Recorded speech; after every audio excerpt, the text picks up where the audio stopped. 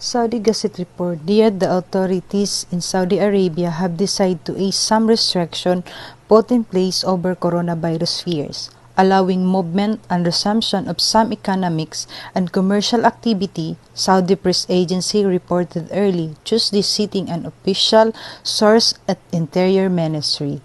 The move also allow restarting of domestic flight, opening of mosques, restaurants, and cafes, and work attendance. However, temporary suspension of Umrah pilgrimage remain in force. The easing the restriction will carried out in a phased manner, with the first phase beginning in Thursday, May 28 and ending on May 30. In the first phase, the movement within and between all regions of the kingdom in private cars will be allowed from 6 a.m. to 3 p.m., except in Makkah. Economic and commercial activity will resume in retail and wholesale shop and malls, but beauty salon, barber shop, sport clubs, health clubs, entertainment center, and cinema will continue to remain, but due to social distancing concern. In the second phase, which begin on May 31 and ends on June 20, the movement is allowed from 6 a.m. to 8 p.m.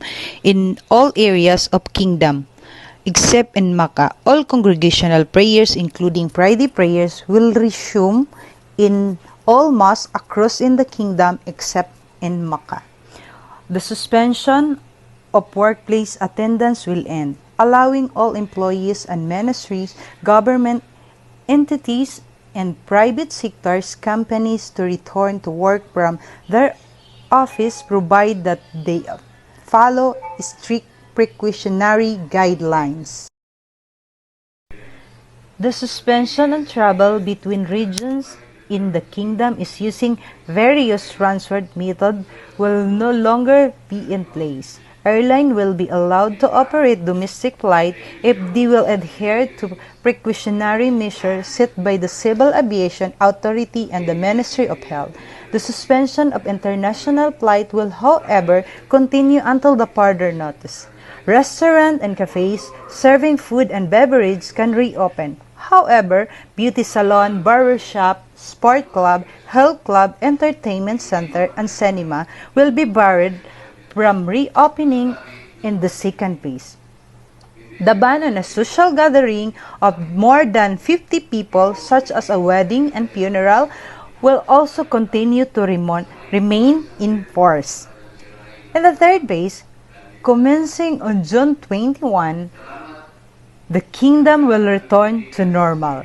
Yes, it's normal. Condition it was before and coronavirus lockdown measure will implemented. Meanwhile, in Makkah, the first peace measure will be implemented between May 31 to June 20. And the second phase will begin on May 21, Friday. Prayers, all the congregational prayers will continue to be held in the Grand Mosque, only to be attended by imams and the employee. Meanwhile, yes guys, thank you for watching my video. For more video updates, please subscribe and click the bell button below and subscribe my channel. Thank you guys.